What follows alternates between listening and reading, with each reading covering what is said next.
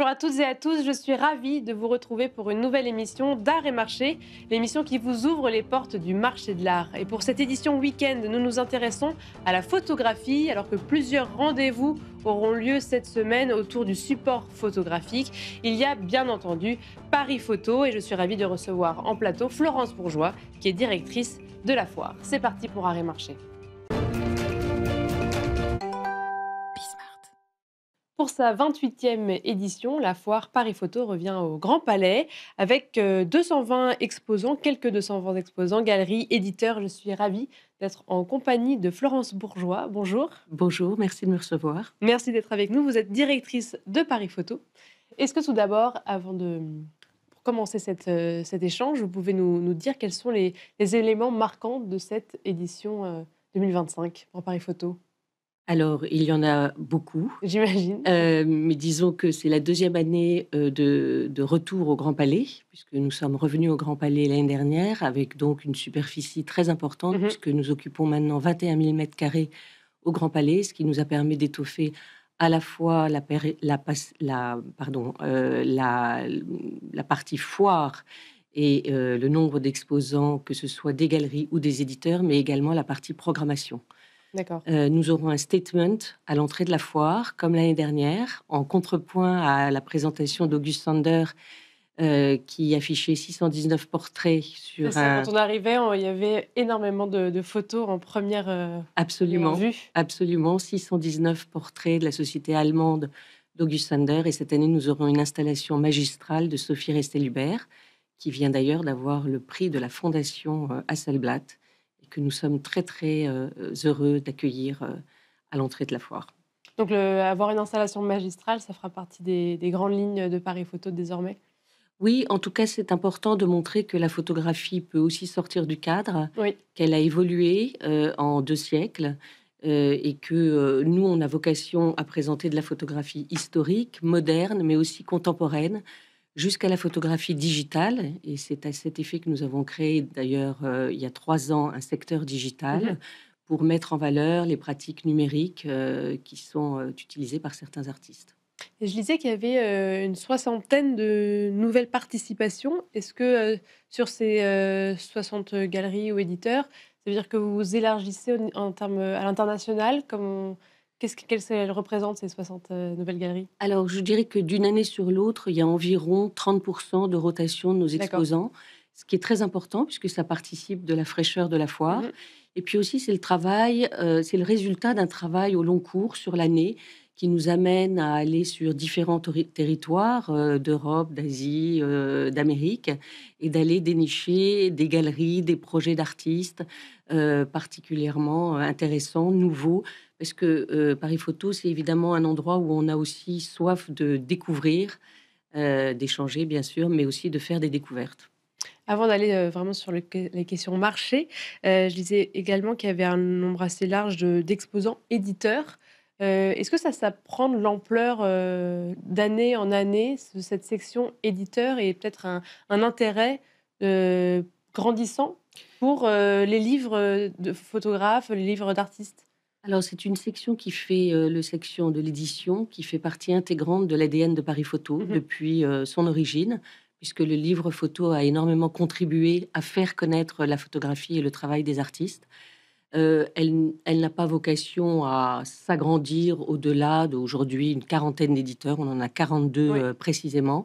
Mais en revanche, c'est un secteur qui est extrêmement dynamique, grâce auquel nous avons à peu près 400 signatures d'artistes. C'est-à-dire que si vous ne pouvez pas vous acheter une photographie, vous pouvez toujours repartir avec un livre de photographie qui a été oui. dédicacé par un artiste. C'est aussi un moment où vous pouvez avoir un échange particulier avec l'artiste. Donc, il est extrêmement important et draine également un public un petit peu différent. Il peut toucher une audience beaucoup plus large. C'est ça, donc ça va être des Mm. plus jeunes, des collectionneurs moins initiés peut-être. Il y a des collectionneurs de livres. Mmh. Oui, Euh, parce que c'est un secteur très, très niche, mais on sent qu'il y a quand même un dynamisme, quoi. oui, oui, un très très fort dynamisme et pas si niche que ça, parce qu'il y a énormément de gens qui s'achètent des livres Oui, de photographie. qui Donc, sont signés. enfin, Si vous avez l'occasion de le faire signer par un artiste, c'est évidemment, le petit plus et puis ça permet d'avoir un échange comme je le disais tout à l'heure, mais c'est très important ce secteur au sein de la foire. Oui. Mmh. Et donc concernant le marché de la photographie, aujourd'hui, est-ce que en termes de chiffres clés, qu'est-ce qu'il représente au sein du marché? Est-ce que vous avez quelques chiffres pour qu'on puisse, se rendre compte? Alors c'est toujours difficile de donner des chiffres extrêmement précis puisque ceux dont on bénéficie surtout à un niveau statistique, ce sont ceux des ventes aux enchères Oui, et on sait que le marché de la photo représente à peu près 10 du volume total. Évidemment, les prix ne sont pas les mêmes que oui, sur le marché de l'art contemporain, mais à Paris Photo, nous avons des galeries photo, mais nous avons également énormément de galeries d'art contemporain qui représentent des artistes qui aussi vont la photo. travailler le OK. médium de la photographie. Et comment, qu'est-ce qui porte ce marché? Est-ce que c'est la photo justement d'artistes, très confirmés, ou alors il y a, une grande vivacité d'artistes émergents et qui reste très dynamique? Il y a une grande vivacité, il y a, énormément d'émergents. On a créé d'ailleurs il y a 7 ans un secteur émergence, Mmh. qui donne accès sur la foire à des galeries, parfois plus jeunes, en tout cas avec un seul artiste, mais ils vont bénéficier de la force de frappe de Paris Photo, de la visibilité, de la communication, des 80 000 visiteurs qui viennent sur la foire en même temps présenter un artiste qui aura des prix d'accès, un petit peu plus bas. Quand vous parlez justement de prix un peu plus accessibles que j'imagine, l'art contemporain, ce serait quoi les grandes fourchettes, À part une on photo qui a fait des records, ce serait, quelle fourchette de prix? Alors, en fait, on trouve des œuvres à partir de 800 000 € Mmh. sur la foire. Je ne parle pas des livres, qui sont beaucoup plus accessibles, mais ça peut aller jusqu'à plusieurs centaines de milliers d'euros, voire millions d'euros. La pièce dont je vous parlais tout à l'heure, les 619 portraits, d'August Sander, ont été vendus à une institution américaine. Le chiffre est enfin, on parle de 7 chiffres. D'accord. Ah oui, parce qu'on la vend en totalité? Absolument, c'était D'accord. une série. D'accord, Oui. OK. Et en termes d'esthétique, est-ce qu'il y a, qu'est-ce qu'on voit aujourd'hui? Comment ça se renouvelle? Alors les formes sont très, très variables dans la photographie puisque, évidemment, si on compare la photographie historique à la photographie, contemporaine, les formes ont énormément évolué. Ce que je trouve très intéressant, c'est de voir que, les artistes peuvent se réapproprier ou des techniques anciennes ou même, des techniques qui font que, les œuvres sont uniques, les photogrammes par exemple Mmh. ou les cyanotypes. Donc, la photographie n'est pas toujours plurielle. D'accord, oui, parce que c'est faut faire attention à ça quand on est collectionneur, donc Mmh. une photographie peut être imprimée, il y a combien de tirages maximum? Alors ça dépend des artistes, ça dépend des galeries, mais nous, en général, on présente des éditions assez courtes, voire des œuvres uniques, évidemment. Et si on est un collectionneur, déjà assez aguerri, est-ce qu'il y a une période ou une tendance qui est particulièrement prisée? Non, parce que chacun a sa fibre, son ressenti. Il y a des collectionneurs qui sont plus portés sur le noir et blanc, d'autres sur la photographie historique, d'autres sur la photographie de la période surréaliste, d'autres sur la photographie digitale et Oui. sur les pratiques, numériques. Donc c'est très, très variable et heureusement d'ailleurs. Oui. Et justement, vous parlez de la photographie digitale.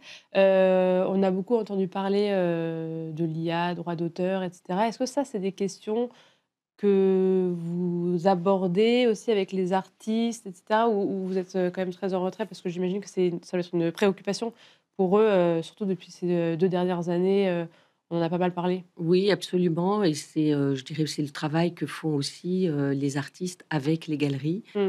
Pour le secteur digital, nous nous appuyons aussi sur l'expertise d'une commissaire, Nina Roers, qui nous a aidés à mettre en place ce secteur et qui procède aux garanties, nécessaires. Donc ça, c'est plutôt le travail du galeriste Oui, de vérifier bien l'authenticité et cetera, que oui, l'identité n'est pas usurpée et cetera. absolument. Et en termes justement d'innovation, dans ce secteur digital, qu'est-ce qui est mis, en avant?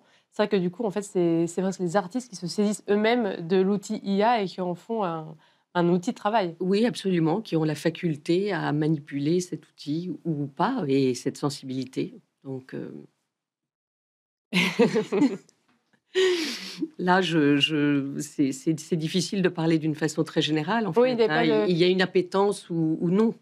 Oui, non, mais il n'y a pas une esthétique parlant, très forte qui s'y dégage de ce secteur digital? Non, pas particulièrement, c'est très variable. D'accord. Et donc le digital, il y a aussi Voices? Qu'est-ce Absolument. que ça, c'est la deuxième édition Mmh. que vous réalisez Voices. Qu'est-ce qu'on va retrouver dans ce secteur?